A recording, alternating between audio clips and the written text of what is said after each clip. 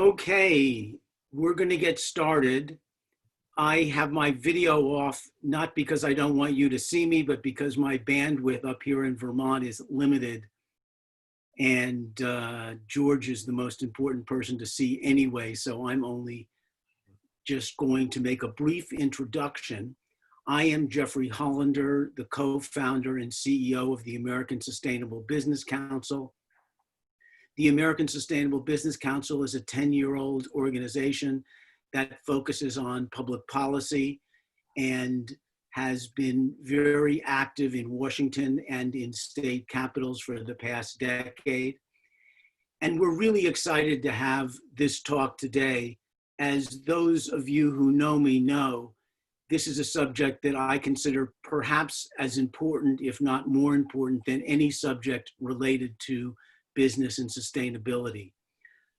The root of the problems we have today in many ways can be traced back to the fact that we account for things in the wrong fashion, that we have many corporations who have all types of social and environmental externalities that impact our world and our society, but aren't captured on financial states or balance sheets. George is a true pioneer in developing some incredible tools, methods, and systems for how to capture those impacts in a way that will lead to much more accountability as well as sustainable business activities, and will begin to move us towards a world where externalities are captured in the way we think about and measure business performance. George is at Harvard and has been doing some fantastic work, has produced a number of fascinating papers, and I'm really excited to have him with us today on a topic that couldn't be more important. And just the last thing I'll say is that yesterday we released our report at ASBC called Creating an Economic System That Works for All. And the work that George is doing and the notion, at least what we call full cost accounting, although he may use different language, we consider to be critical to creating that economy that works for all people. So George, we're lucky to have you, and take it away. Jeff, thank you very much for this warm introduction, but more importantly, thanks for all the work that you have done over all these years, for the work that the American Sustainable Business Council is doing. We need actually that work, that policy work, moving us forward as a society, as an economy.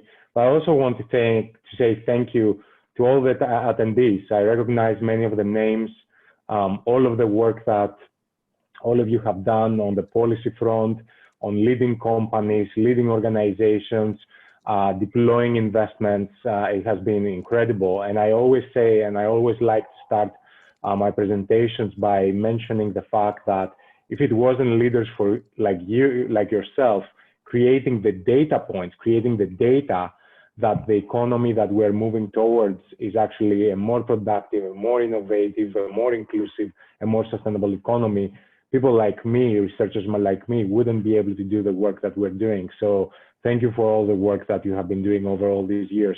My plan is to give you some insights from the work that we're doing, give you a little bit of the rationale of the work that we're doing on the Impact-Weighted Accounts Initiative at Harvard Business School, show you some of the results that we're getting so far, recognizing that the work that we're doing is a work in progress in many ways. It's a journey. It's not perfect. It's just better. I think that many of the things that we have been doing, as Jeff said, we are not accounting for the impact that we're having on our environment and our society. So as a result, we're trying to make progress on that and keep recognizing, keep working on that, and keep improving many of our practices in order to make progress. So I'll share my screen. I'll give a short presentation, and then I will engage into a discussion with Jeff. And please, would love to get questions from you. Would love to get observations as we're moving forward. So let me just share my screen very quickly. If you give me a moment for that.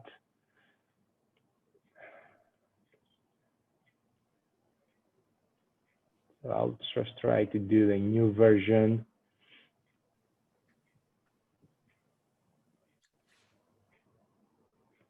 hope you can see it. And this is the cool new version that actually Zoom has, that you can see the presentation as my background, but you can also see me. It's actually pretty cool. So thank you, Zoom. So let me just put my my position, my thesis right from the beginning, and open my cards right from the beginning. I feel that we're not going to reshape capitalism if we don't redefine what profit means, what value means, and what, at the end of the day, success means. I think this is very, very important to me. If we don't actually change our perception about what success means in society, and success doesn't mean only profits, but actually it's about the impact that we're having holistically on our economy. And then if we don't change fundamental incentives, regulatory incentives, but also market-based incentives, I think we're going to make limited progress in changing fundamentally our capitalist system and the way that the economy creates value and the way that the economy distributes value. And I also think that impact transparency, that we have transparency about the impact that our choices are having on the society and the environment, should be a human right in the 21st century. I really believe that we need to make impact transparency a human right, that all of us understand as consumers, as employees, as investors, as citizens, as policymakers, the impact that our choices are having. We have been living in an environment of opacity, and I think we need to be living in an environment of transparency. And as a result, this is a lot of the work that we have been doing. So let me show you some of our rationale and some of our basic thinking, and then some of the data. And I want to start by the world that we're living in. And this is a chart that I really, really like. It shows you how we basically define success in society right now, which is basically we calculate the earnings numbers. And here is a fascinating figure, which is profit per day, how much an organization makes as a profit every day. And of course, as you can see, there's out here, it's like off the chart, with 304 million every year. And this data is for 2019, which has been the most recent, of course, fiscal year end for organizations. Soon after that is Apple, 163 million, and then you go down the line. And this is effectively how we define success in society. So you go down the line, JP Morgan, Facebook, Shell. This is the system that we're living in now. So, you know, the question is, this is the picture that you're getting from the system in terms of profit, but is that success? And I just want to be balanced. I think in many ways it is success. We have had many successes. Look at the transportation system that we have built. You take your car, you take a train, you take airplanes, so much. We have actually reduced prices so much on all modes of transportation. We have enabled people to go and see their families, go and work, go and see their loved ones in a significant way. We have also created a tremendous and affordable form of nutrition and good nutrition in many ways. We have created many people dislike finance, but at the same time, we have created a great way of being able to transfer money, for example, throughout your credit cards to your loved ones through the banking system in many, many ways. And I don't think financial innovation is really exotic derivatives. Financial innovation is the fact that you can do so much by not actually going to have to physically go to the bank, but actually accommodate your needs. And of course, the iPhone, so much that can be done now with a smartphone. So that system, that profit system that I just described, has generated great successes. But at the same time, it has generated some pretty significant outcomes. Of course, the degradation of our environment and what we're experiencing in terms of climate change, biodiversity loss is one of them. But look at some pretty big disasters, like Wells Fargo had to, basically try to redefine themselves and relabel themselves, established 1852, re-established in 2018, after basically systematically having systems that impose some pretty serious negative impact on their own customers. Thinking about technology firms as well. Technology has enormous positive things, but also we have seen how much criticism there has been on Facebook, actually, even about destroying democracy. And of course, not all food that has been produced has been good for you. It has been some pretty delicious food, one could say. This is the picture behind me. And we have all experienced some of that, certainly myself, but with some pretty enormous negative consequences, developing chronic diseases ranging from diabetes, for example, to other cardiovascular diseases that you might have experienced as the choice of those nutritions. And of course, many of those positive and negative impacts have gone, I would say, for a long time unnoticed in many ways. So this is a simple framework that we use to actually characterize where we're operating. And really the accounting system that Jeff described before has been concentrated on the vertical axis that you see here. And the horizontal axis that you see here has been gone unnoticed. And of course, the vertical axis gives you some information. It gives you some information about that profit towards the equity holders, and you can expand that to go towards other holders of financial instruments, but definitely not when it comes to employees, largely customers, or our environment. So the question for us is how we're moving business towards an environment where we are moving them towards that upper right-hand quarter. And this is really the question here. And a lot of the work that we have been doing is trying to actually systematically create a new way of accounting and a new parallel balance sheet and income statement that actually accounts for employment impacts, environmental impacts, and product impacts. And I will mention and I will discuss a little bit about each one of those dimensions. And of course, trying to account for those things is something that is quite difficult, as you might imagine. I remember one of the first conversations when we're starting the Impact Weighted Accounts initiative was, wow, this sounds amazing, but this sounds impossible. It's just so hard.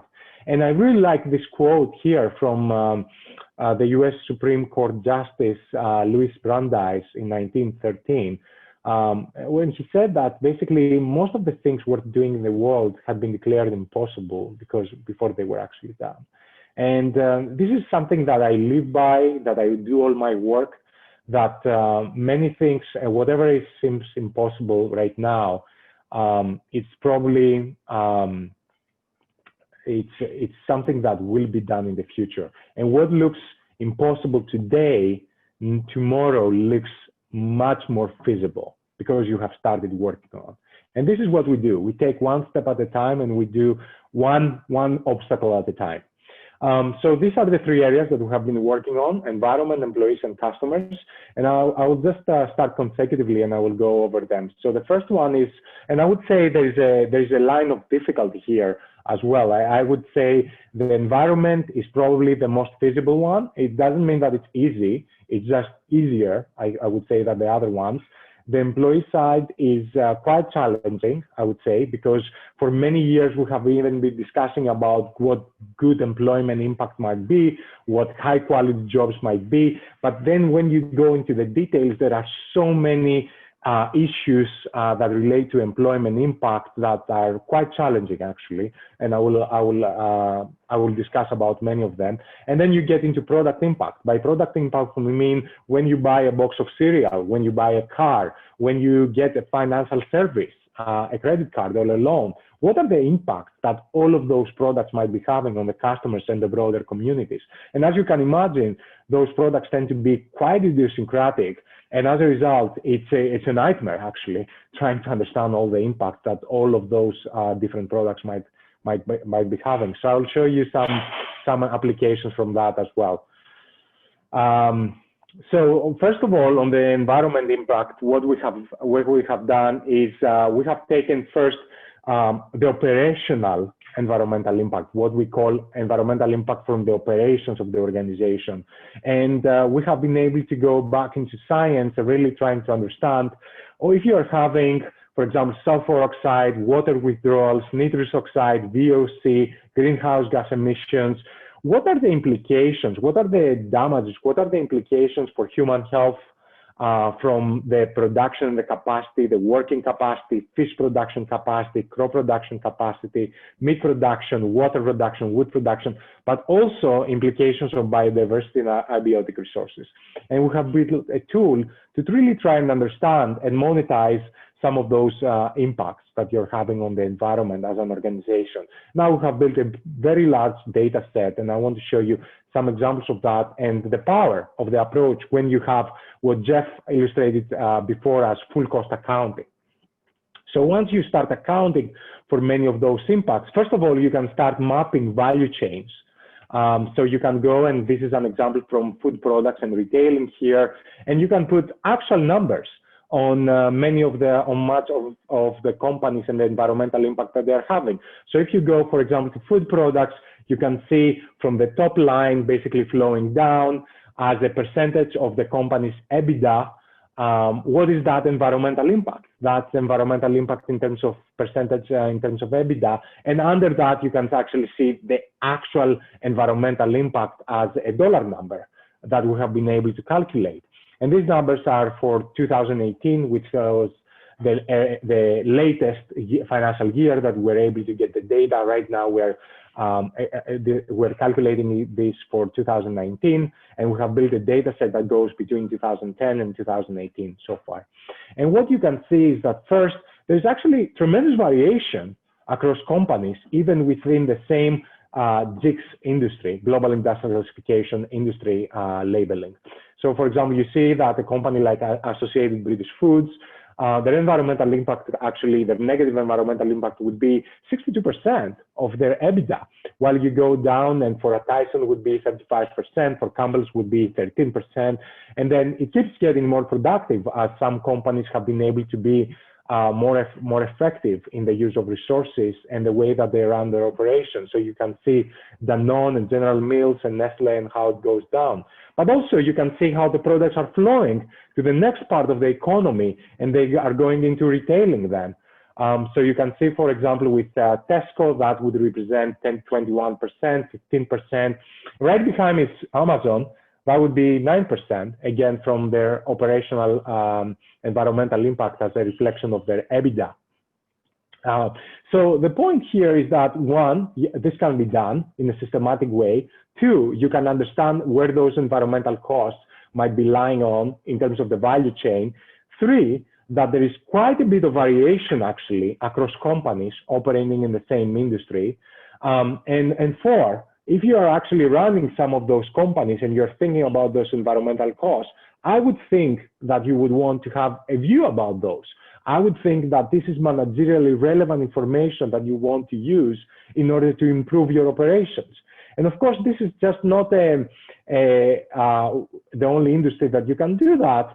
For example, you can do that for energy and air transportation as well. So you can see that for ExxonMobil, that would be 73% of their EBITDA. Of course, now it would be even more because their EBITDA has declined even more. But again, the question is this actually in the spirit of the council here, a sustainable organization?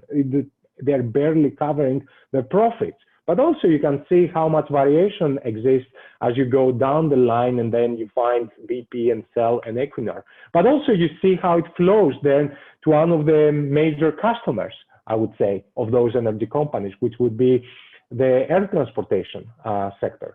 And there you can see that things are looking even worse, actually, for those companies, because traditionally, because of competitiveness reasonings, EBITDA and the ability of the industry to get profits has been fairly limited. And as a result, for most of the airlines, actually, accounting for environmental costs wouldn't even cover, would be more than their EBITDA. So again, we need to fundamentally rethink many of those industries and companies. And again, just one more examples, when you look at auto components, for example, and cars, you can see again quite a bit of variation among, for example, direct competitors, Goodyear, Pirelli, Continental, Bridgestone.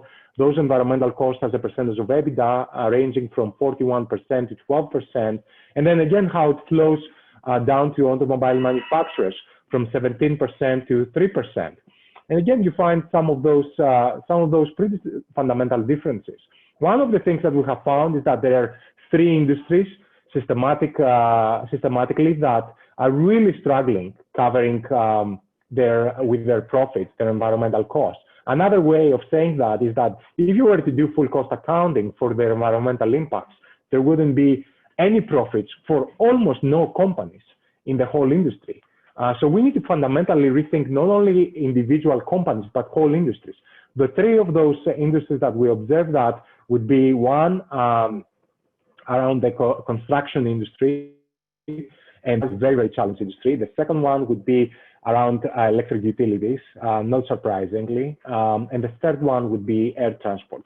And these are industries that are fundamentally in a very, very difficult spot when we're thinking about environmental costs. The other piece that I want to show you in terms of the environmental costs would be what is happening in terms of market prices. How should we think about that, right? And I just want to show you this. There's a very, very complicated econometric modeling behind that, but I just want to show you a very simple picture. So here is how basically those environmental impacts and costs are reflected into market prices.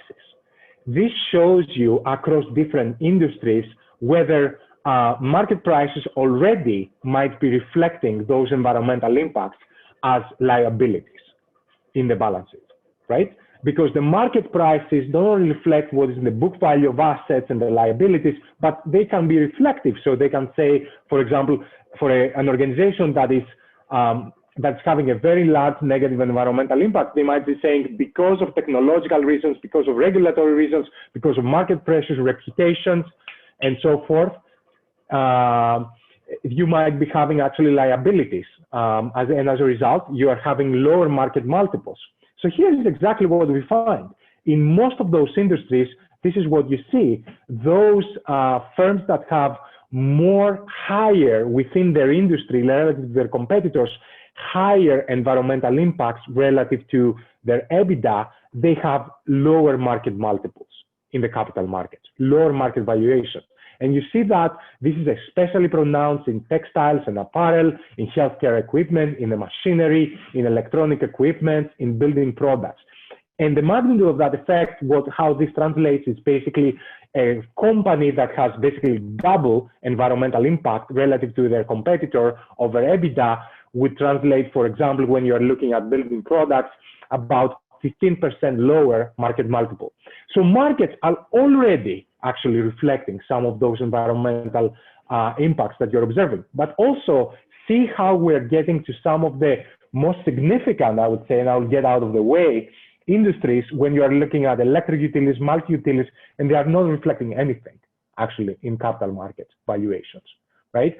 So those industries are systematically challenged, and market prices and capital markets are really flying blind.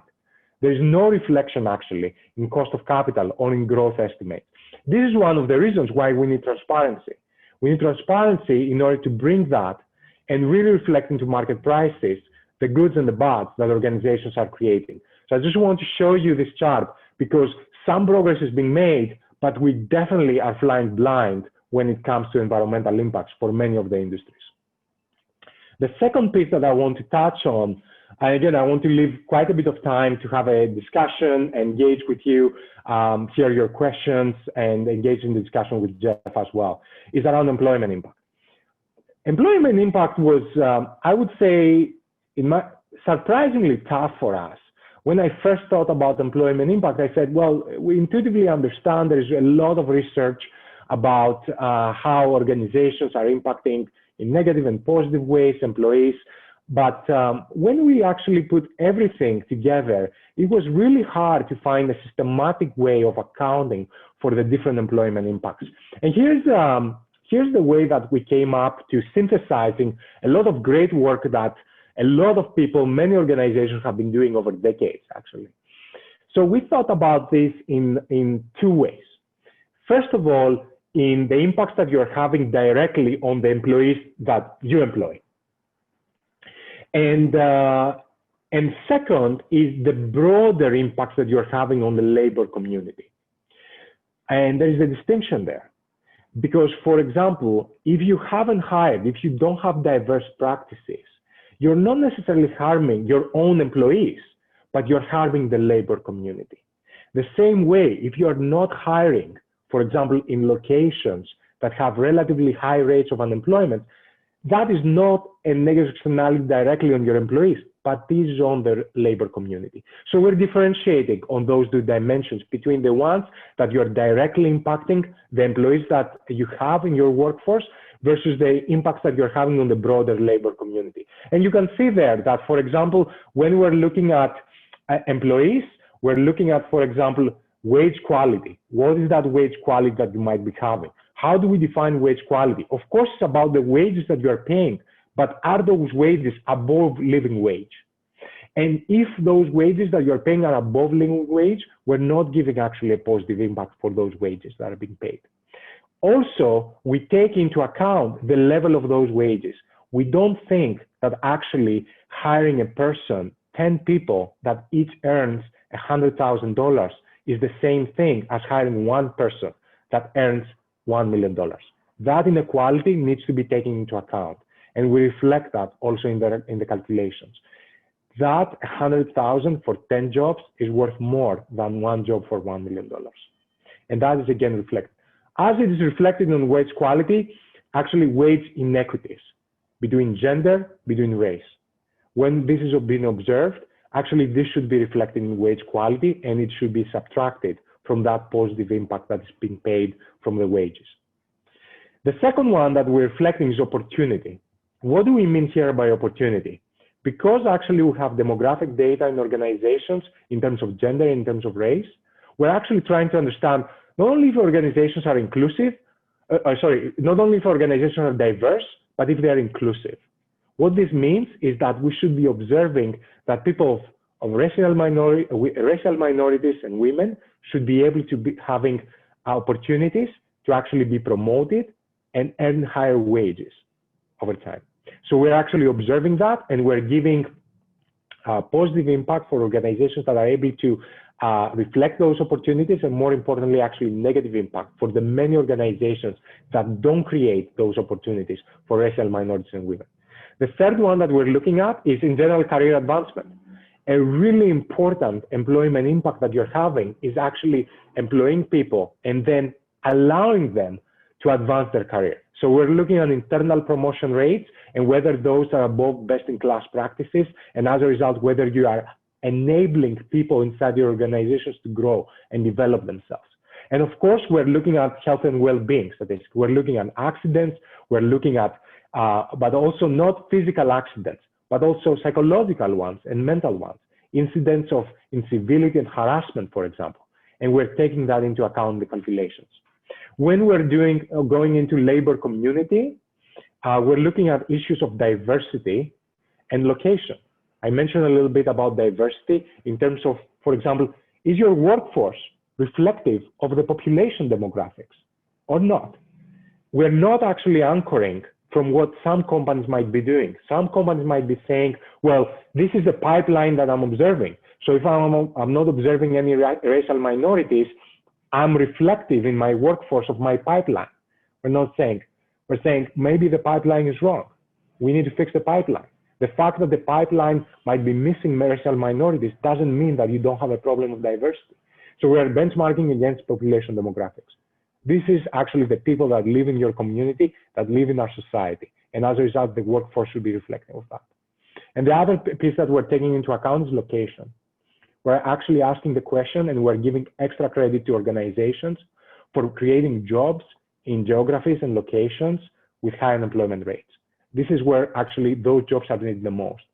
There should be an extra positive impact from creating jobs in those locations.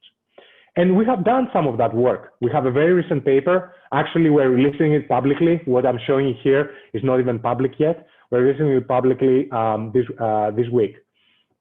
So let me show you a preview of the data. We have done that now. This application, I didn't mention before that on the environmental impact side, we have been able to calculate this real-time data for almost, for more than 2,000 companies, actually. So it's a very large-scale data set that we have been able to create and provide open access and enable people, researchers, consumers, regulators, investors, everyone, to actually use this data. We're doing the same thing for employment impact. We have a mission to create open access, free access information, and really bring impact transparency to everyone. So we started here because we needed to get this right, to pilot the framework. We implemented it first to 4 large companies, Merck, Apple, Intel, and Costco. Range of industries, range of organizations, all different. They each have their own strengths and weaknesses, but we have been able to apply to all of them. And now we're in the process of acquiring a very large scale data sets with demographic characteristics, job characteristics, and so forth for 480 million workers around the world. And we are going to do the same thing for thousands of organizations, bringing transparency around employment impact. So here's the results that we're getting. As I said, 2 dimensions, employees and labor community. The total employment impact, and as I said before, for the environmental impact, not surprisingly, across almost all organizations, there are negative impacts. But not everything is negative. It's not like we're missing only negative impacts. We're also missing positive impacts in many ways. And employment impact here is a good example. For example, Costco, we're calculating that their positive employment impact is 186% relative to their EBITDA. That is actually in the most recent year that we have the data for about 7 billion. You look at Intel, that would be 69%, 4.5 billion. For Merck, 32%, 1.9 billion. And for Apple, 25%, about 7.9 billion. These are actually not accounted. So many people will always say, our people is our biggest asset. Well, that asset is not reflected anywhere on the balance sheet. It's only reflecting the income statement as a negative entry, as an expense. So what do you do when you have expense? You try to minimize it. And this is what has been happening, minimizing the human resources over time and minimizing actually human capital over time. So we need to get away from that management paradigm and actually start thinking about people as the most significant resource that exists inside the organizations. And there's a tremendous positive employment impact that has actually been created. We can decompose that into employment impact and into each one of those dimensions. I won't go to each one of those dimensions, health and well-being, diversity, but I will keep it to those overall pillars of employees and labor community. But we have all the data. You can go as granular as understanding career advancement versus opportunity and everything else. And please, after, you can find a lot of those calculations, a lot of those data sets, a lot of our research on our website on the Impact Weighted Accounts initiative at Harvard Business School. But here's how it looks on employees. When I'm only accounting for wage quality, career advancement, opportunity, and health and well-being. Actually, note how those numbers relative to before go up. For Costco, the positive employment impact, a well-known, actually, company in the retail industry, a well-known company, for treating their workers better compared to their competitors. And this is reflecting in the numbers now. It goes to 253%. Actually, the numbers go even further up, 9.8 billion. And you can see that the same thing is for the other companies as well. What this reflects, though, is something that is negative. And this is really the racial crisis and the fact that women have been systematically disadvantaged in organizations for a very long time. And that is the negative impact that's coming primarily from diversity. The location actually has a positive impact on employment impact. So many of those organizations have been hiring actually in areas of high unemployment. But many of those organizations are challenged. Still, the workforce is not a reflection of the population demographics. And as a result, many of those organizations actually have negative employment impact when it comes from the diversity. But see how many of the numbers have also flipped. Merck, an organization that has done very, very significant work when it comes to, for example, diversity and inclusion, has a much lower number right there. So many of the efforts that organizations are doing are actually reflecting in the numbers.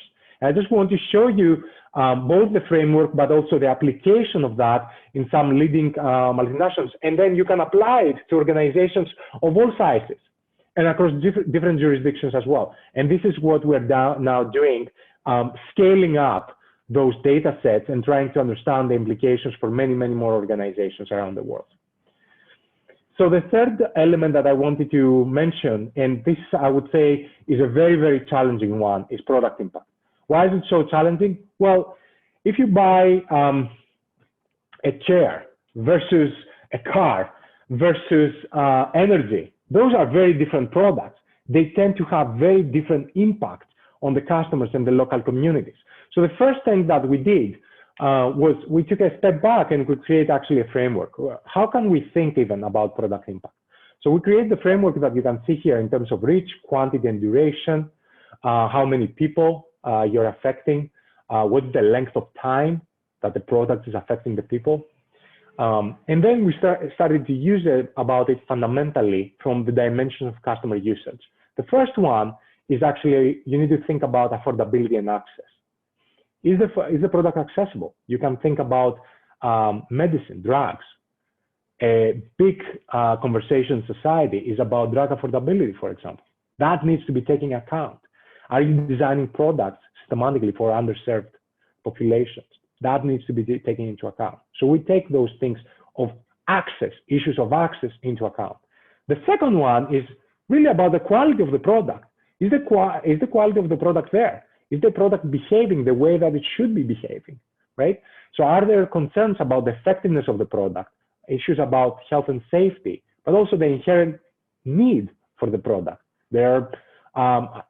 I'm sure that many people might like a Gucci bag, but it's not actually needed really in any way.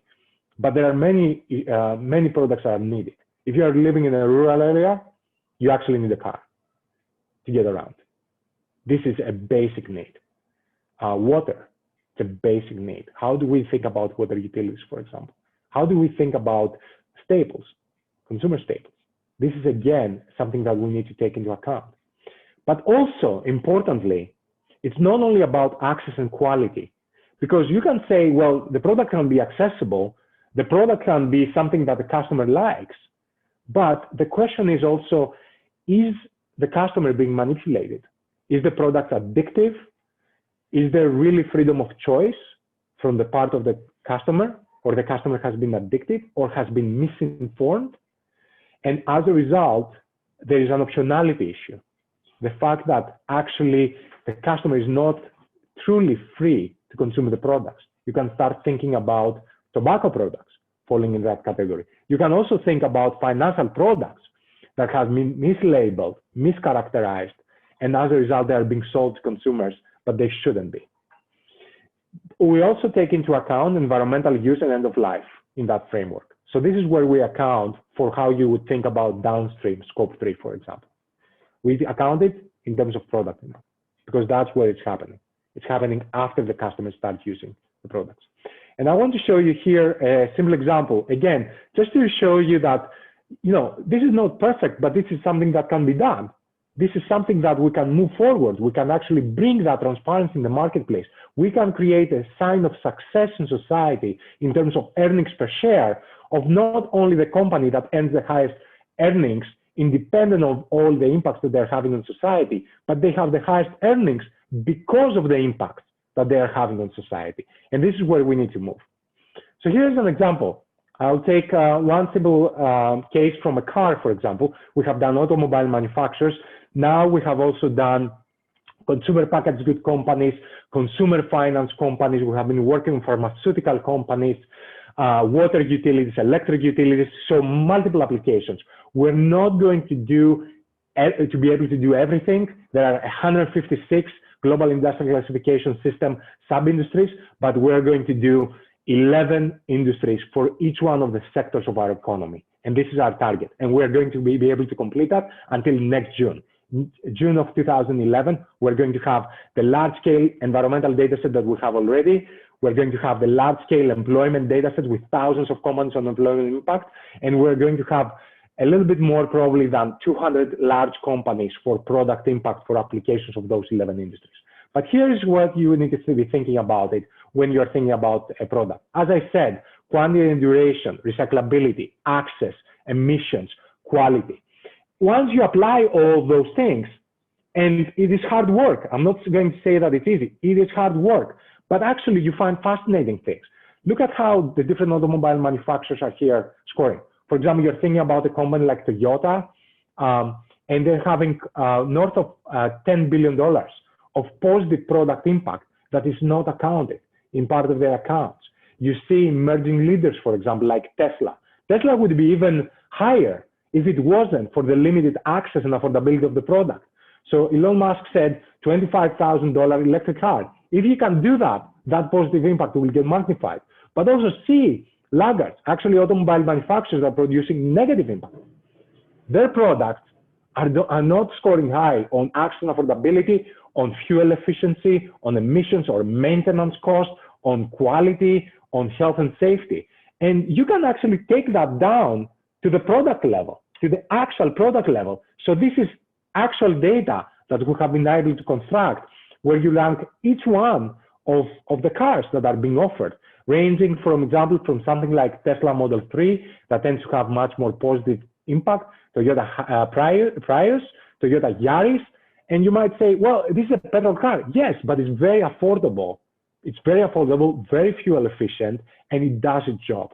It's a very, very good car. So so you can actually find many of that. And you can move to the other end of the spectrum and really go, for example, to a Fiat Chrysler Grand Cherokee petrol, which I don't understand why anybody, to be honest with you, would buy it. From the perspective, it's not fuel efficient, it's very costly, it doesn't have great room and space, it doesn't have good customer satisfaction, it's not affordable, so it's not fuel efficient, it has nothing.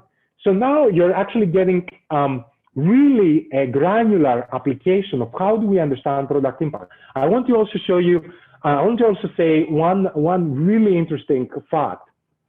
One of the large chemical companies, the name is Solvay. I wrote a case on Solvay about a year ago. The headquarters are in Belgium, but it all competes and operates globally.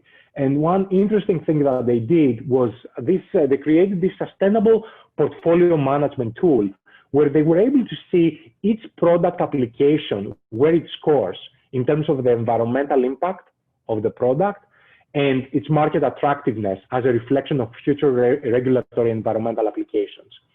So in that matrix, some of the product applications are what they are called solutions for the environment. So those tend to have actually very small negative environmental impact, and at the same time, they are very advantaged in a low carbon economy. And they were able to actually map also product applications that are challenged because they have very negative environmental impacts when you're trying to create the products and when you apply the products, and also they are disadvantaged from environmental regulations. And what they found was that actually the solutions product applications have been growing in the last 3 years, growth at about 4 to 5%, while the challenged product applications, actually they have seen negative sales growth of about 2 to 3%. Again, the reason why this is important is because this is both an accountability tool for us to think as a society, but I tend to think about it as a management tool. Wouldn't you want as a management to have that information in order to understand how to compete, how to improve your products, how to be able to actually deliver more value for society? I would think that the answer to that again would be yes. So the outcome is really what Jeff described. This is our aspiration. This is where we think society needs to move on. Widely adopted financial accounts that reflects not only financial impact, but also social and environmental impact. And we think there are 3 important advantages to that, to be able to reflect that in the financial statements. One is we need to actually make all managers understand that in an intuitive way. So we need to be able to reflect that in the financial statements, in accounting statements, to find the true meaning of profit and to define in a meaningful way what success is for society. I would love for us to say, these are the most successful CEOs, for example, because they have created the highest impact weighted earnings per share, not because they have created the largest earnings per share. Also, that impact can now be compared and aggregated as well. You can have actually comparability across companies. As I said before, this was one of the main benefits here. And also importantly, we can actually use our assessment tools that we already have. We can use internal rate of return. We can use net present value. We can actually use value at risk. We can actually use all of those tools that we have developed and that global capital markets and business has been using and actually applied in the context of impact weighted numbers. instead of just financial numbers. So the last thing that I want to leave you with is that, look, I'm not going to pretend here that what we're doing is perfect, actually. What I consider is that it's progress towards that full cost accounting method that Jeff articulated. And I think we observe every day companies doing that more and more. When we started this journey about a year ago, we found 56 organizations around the world that do some form of impact accounting. Since then, it has only been growing. So for example, just a few weeks ago, some of you might have seen that Danone, for example, disclosed their carbon adjusted earnings per share number. This is what we will see more and more happening. And I just want to leave you with that quote as well from what I consider one of the most important economists of all time, John Maynard Keynes, who said that it's better to be roughly right than precisely wrong. This is what we aspire as well. We say, don't let perfect be the enemy of progress. We're going to be roughly right and precisely wrong, and then keep improving. Because this is what accounting standards also do. They keep improving. That's why they change every year. I can assure you of something. 10 years from now, the way that we account for pensions, for leases, for revenue recognition, all the numbers that drive our society and our economy are going to be different, because this is what happens. We didn't account for pension deficits for a long time. We had different revenue recognition practices. Now I think it's the time to actually make impact transparency and reality and reflect that into financial statements. So thank you for your time. And I will stop sharing my screen so we can answer as many questions as possible. Okay, George, truly amazing. And as you said, not perfect with gaps, but I would say breathtaking and brilliant from my perspective. And this will, I think this work will have a huge impact on advancing our movement towards sustainable and responsible business. So thank you very, very much. Let me dig into some of the questions. There's far more questions than we have time to answer. But the first question from Dorothy Adams is, could you comment on the government aspects, especially as it affects transparency? Have you had any interaction with regulators, even from the accounting profession, on the work you've been doing?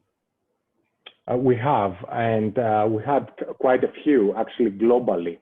I think, Jeff, the way that I would describe policy is a slower moving process, definitely, from a market, the way that the speed that markets move. But I think many regulators and policymakers around the world now recognize that they actually want to incentivize, for example, creation of higher quality jobs. So they want to provide incentives for that, either, for example, federal procurement incentives or tax incentives for that. But then the question always becomes, how do we define that? How can we tell this, right? And on the environmental space, we are a little bit more advanced on that, right? So we can actually measure some of those pollutants, some of those emissions, not perfectly again, but in a more systematic way. In other dimensions, we don't have that. So the question is, for example, can we create a taxation system that doesn't just taxes, for example, corporate profits, but actually takes into account and taxes even more if you have negative impacts rather than having positive impacts. So we have had conversations both with policymakers that are looking at those incentives and also with accounting regulators that are looking at the creation of new forms of accounting. And I think this is also important as well. So for example, I believe it was just last week ago, or maybe 2 weeks ago, that the IFRS Foundation released a concept note open for discussion for the potential creation of, under the IFRS structure, of a separate sustainability standards board that is looking about some of those issues and how those issues might be reflected in accounting statements. I think that is also quite important. But also what is really important when we're thinking about policy, Jeff, in my opinion, is that we're able to show enough piloting, enough leadership from companies, investors, and other market forces in order for regulators to take notice, if you will. And this is why we have been working a lot on actually spreading the practice of impact-weighted accounting in all of its forms across companies, across investors. Because once you have enough market forces, then it becomes unstoppable. Then the regulators and the policymakers have to take notice. So I think it's an evolving space. We have engaged with both policymakers that are looking from an incentive perspective, with accounting regulators as well, and also trying to pilot as much as possible. And this is also an invitation for all the attendees that are working within organizations. You don't have to do all the perfect version of impact-weighted accounting. Start from one of them. That might be, for example, carbon-adjusted EPS. That might be actually accounting for employment impact and creating an asset, for example, in your organizations and measuring that. That might be about the product impact implication. Different companies are doing different things. Let's keep moving forward. Yeah. So related to that, there are definitely companies who have, as you've quantified, very large, if not huge, negative environmental impacts. How are they responding to this analysis that basically challenges the way in which they're doing business? They don't like it.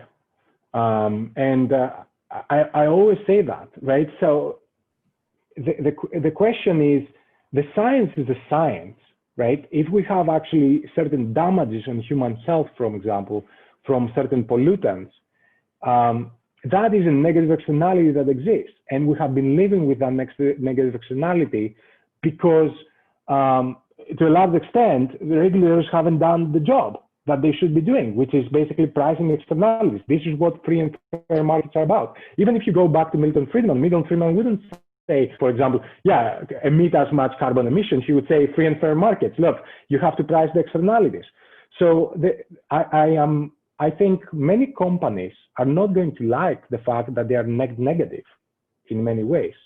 But that is the reality. And the way that I position it, Jeff, is that, well, this is not a reason to throw your hands up and say there's nothing to be done. This is a reason to actually innovate and try to understand how you can improve. And for some companies, actually, you're finding that there is tremendous amount of improvement that needs to be done. And for some other companies, there is more limited. And then the question is what to do with those companies, right? But this is also why I illustrate how big are the differences across competitor companies within the same industry. Those differences, even within those differences across companies within the industry, are huge, actually. So there is quite a bit of opposition for improvement. Let me also say something and address something that is very difficult for all of us, right? So what do you do with an oil and gas firm? So I think for an oil and gas firm, you need to account for all the impact. And this is what we're trying to do. Try to be balanced and say there are enormous. Actually, you look at ExxonMobil, 50 billion of negative at, for example, 131 social cost of carbon with 3% discount rate. 50 billion from operations, almost like, I think, another 40 to 45 billion on the downstream side, on the product application side. So you find right there, 100 billion actually of cost. You look then, and we try to account also for access, for affordability, for what the product is providing, and you find some very, very positive effects. So not everything will be negative or not everything will be positive for all of them. And I think this is, in some sense, the discussion that we need to start having to understand each one of those impacts in a systematic way, and then say, look, those industries are fundamentally not competitive. Once you account for all the costs and the benefits, these are the companies that can improve. These are the companies that are not going to be able to improve. And these are actually the leaders of the future because they are really providing an enormous amount of value and benefit to society. Joan Rawl asks, how can we get a better understanding of the measurements underlying your conclusions? The papers. The papers are on the website as of if not today, I think tomorrow. The employment impact as well. They are a dense read. Please get your espresso as you go through them. They're pretty long and technical, but the whole measurement infrastructure is inside the papers. Right. And for people that are interested in seeing or having a copy of your slide presentation, is that possible to share? Yes, absolutely. So George will share it with Ali Raza, who will get it posted on the ASBC website for those of you who would like to see it. And I think we have time for one more question, George. Sarah Olson asks, what are your thoughts on the United UNDP SDG impact standards that were just introduced for PE funds? I haven't dealt, I know about many private equity funds aligning their work with the SDG. I haven't seen the latest draft of the document that you just mentioned, but let me say a few observations about that. The Sustainable Development Goals are basically goals for the world, for society. When you take that down to an organization, my worry is that they're so broad that you basically can align almost any activity other than maybe selling tobacco to some version of alignment with your Sustainable Development Goals. So I think we need to raise the standard. I think we need to raise the bar. It's not only actually about alignment with the Sustainable Development Goals that I see more and more private equity funds are doing, because you can align, you can buy a pharmaceutical company, you're aligned with that. You can buy a construction company, you're aligned with that. You can buy a consumer goods company, you're aligned with that. You're providing nutrition. But the reality is how you are impacting the Sustainable Development Goals. And I think this is really the question. And for the how, Jeff, I think what becomes critical is to be able to understand, how can we actually understand how you're impacting human health, the ability of people to work, the ability of people to get education, the ability of people to become part of the financial system and to be banked, right? All those impacts. So I think for me, when it comes to the Sustainable Development Goals, while I see a lot of work that is about alignment and mapping specific activities that different organizations are having to the Sustainable Development Goals, I think it's not, you can't stay there. I see a lot of that, and I'm really worried about a lot of good washing that might be happening with that. I think it's about understanding how your activities are impacting the Sustainable Development Goals. And to do that, you really need to understand the impact pathways there on your employees, on your customers, and your environment. Yeah. Well, thank you, George. We're just at 2 o'clock. Can you share your website where people will find these papers, either? Absolutely. And I think Katie, I think Katie, that if you can share just the website on the chat, I just saw you popping up. So that would be fantastic. Great. Well, you know what, George, we might have to have you back because we've got dozens of questions that we don't have time for answers. But this was certainly provocative and very exciting. And I'm thrilled that we had such a broad participation in this event. And all I can say is fascinating. Keep up the good work. I think you have a lot of people who are interested in your success and would like to share and broaden the awareness of the very fine work you're doing. So thank you so much on behalf of ASBC and all of the participants that were lucky enough to hear you today. Thank you so much, Jeff, for having me. And again, thank you all for the work that you're doing. We are all in this collective journey, and thank you again. Thank you, George.